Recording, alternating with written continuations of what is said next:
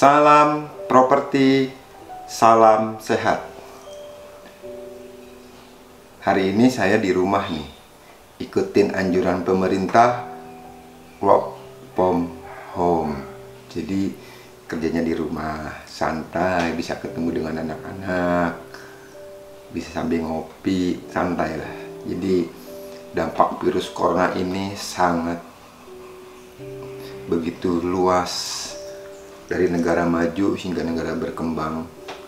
Salah satunya Indonesia nih.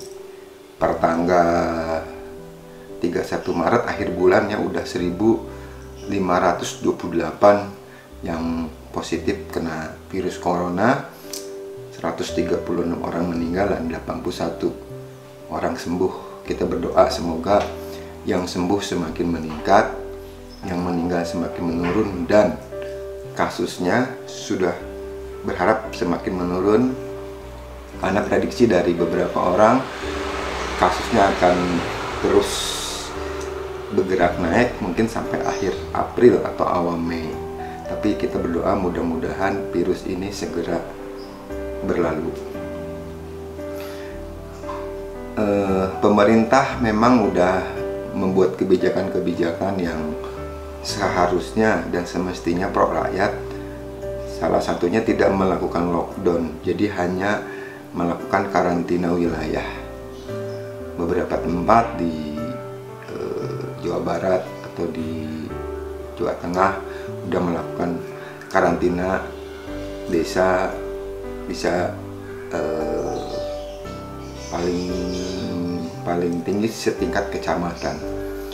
Itu pun di atas itu kalau wali kota kabupaten kota atau provinsi harus seizin dengan kantor pusat. Terlepas dari kebijakan pemerintah, saya berharap kita sebagai warga negara Indonesia menjaga kesehatan yang utama, tidak keluar rumah kalau tidak penting, tidak urgent, stay at home, safe, healthy. Jadi tetap di rumah aja, konsumsi makanan yang bergizi supaya imun kita kuat. Kalau keluar, sering-seringnya cuci tangan atau pakai bawa hand sanitizer, jangan lupa pakai masker. Dan satu hal lagi, saya ingatkan buat teman-teman nih yang nonton video ini, selalu membaca hal-hal yang positif. Jadi pikiran kita positif, karena salah satu info misalnya di Wuhan sendiri virus ini udah mulai zero pandemik ya. Jadi udah nggak ada lagi. Di beberapa wilayah udah mulai turun. Korea Selatan, Singapura hebat bisa menanggulangi ini, dan kita berharap ini kerjasama kebijakan pemerintah dengan kita sebagai masyarakat. Saya tidak membahas mengenai hal ke sana, cuma saya hanya bicara mengenai industri properti, khususnya untuk broker properti. Jadi buat perbankan atau buat developer juga boleh nih kita diskusi. Ini buat pemilik kantor broker properti, jika ada komen atau saran silakan di komen di bawah link ini. Saya melihat dari kacamata sebagai broker properti, sebagai yang punya kantor, sebagai member broker atau principal, office manager. Dengan keadaan seperti ini kita nggak tahu nih sampai berapa lama pandemi ini berlangsung. Diprediksi mungkin di awal Juni atau di akhir Juni udah normal kembali, tapi kita nggak tahu. Jadi salah satunya cara supaya kantor kita tetap survive ya, kantor kita tetap bisa berjalan, salah satunya yang paling utama adalah penghematan. Jadi penghematan di mana-mana. Jika ada hal-hal yang tidak perlu dikeluarkan secara pengeluaran kantor, janganlah. Jadi salah satu kuncinya cost-nya nih, ada yang fixed cost sama variable cost. Apalagi yang variable cost.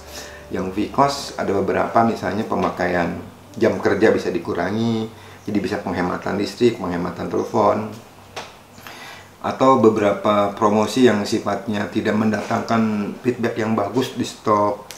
Jadi penghematan di banyak sisi, karena kita nggak tahu nih seberapa lama kasus ini bisa bisa normal kembali.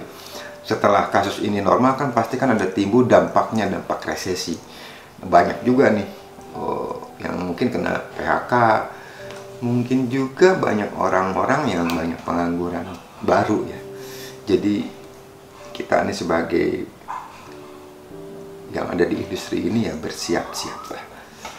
Bersiap-siap kalau banyak yang positifnya ya, banyak orang yang nganggur ya siap-siap untuk gabung di industri ini. Kedua, digital marketingnya dikuatkan. Jadi buat teman-teman yang punya media sosial, coba ada media sosialnya mulai dikencarkan, promosi branding diri ya, media Facebooknya, YouTube-nya, Instagram, LinkedIn-nya, Twitter kalau ada, kita endorse ya, kita promosi mulai nih. Yang biasa mungkin posting seminggu sekali ya, coba setiap hari kita posting 1 atau 2, tapi jangan banyak-banyak juga ya, ntar jadi sampah. YouTube-nya bikin video, create lah, karena kan sekarang orang juga kalau melihat rumah harus lihat. Kalau mereka takut kan, kalau kita udah ada videonya kita tinggal dibikin, di create lah, dibikin banyak program-program kok untuk bikin video. Kita share link YouTube-nya atau kita share videonya. Yang untuk di media sosial dan untuk di portal propertinya jangan lupa tuh ada rumah.com, rumah12, Lamudi, ada OLX, ada 99.co, atau ada portal-portal yang lain, pasang di semua tempat ya. Kita tahu kok hari ini tuh bukan krisis ekonomi tapi krisis kesehatan. Jadi orang daya belinya masih ada, saya yakin masih ada, cuma mereka takut, mereka menunda. Jadi kalau pandemi ini, virus ini udah selesai, daya beli udah mulai masuk lagi, Anda udah siap, seperti itu. Jadi saya berharap digital itu terus ditingkatkan, dan saya melihat juga digital itu udah mulai ya, kita harus ngikut karena zamannya industri 4.0 ini kita harus ngikutin, kalau nggak kita punah kayak dinosaurus. Jadi mulai sekarang harus belajar tuh, harus tahu itu selebgram, yang influencer seperti apa. Nah, kita harus ngerti nih, karena bahasa-bahasa anak gaul sekarang kadang-kadang juga aneh gitu loh. Ya, anak bahasa-bahasa yang di zaman now ini yang kadang-kadang kita gua suka bingung ini apa ya. Kita harus tahu nih, anaknya biasanya lebih paham. Terus yang selanjutnya, ingat, tetap optimis bahwa ini bukan kegagalan tapi yang tertunda. Artinya gini, beberapa transaksi di kantor saya yang udah DP, cuma saat ini kantor BPN-nya masih tutup atau mau validasi pajak nggak bisa. Bisa validasi pajak tapi pakai online, tapi kan nggak semua orang punya ya. Kita tunda sampai BPN-nya bisa normal kembali. Jadi untuk BPN kita tunggu aja. Kedua, masih bisa kok kita transaksi, kasih tanda jadi, kita simpan di deposit atau disimpan di kita, tunggu aja. Ingat, badai ini nggak bakal lama, saya sih prediksi sampai Juni lah. Jadi Anda siap-siapkan aja ya, wait and see. Jadi tetap optimis bahwa di bisnis ini masih ada peluang untuk kita lebih maju, untuk kita bisa bergerak lagi, karena industri broker properti tidak akan mati ya. Walaupun developer juga harus harus smart lah ya, harus pinter menyiasati. Mungkin itu aja sih yang bisa sharing. Jika teman-teman punya opini lain di dalam kondisi seperti ini, silahkan komen di bawah. Jangan lupa videonya di like, di share, sama di subscribe ya. Kita tetap jaga kesehatan. Terima kasih.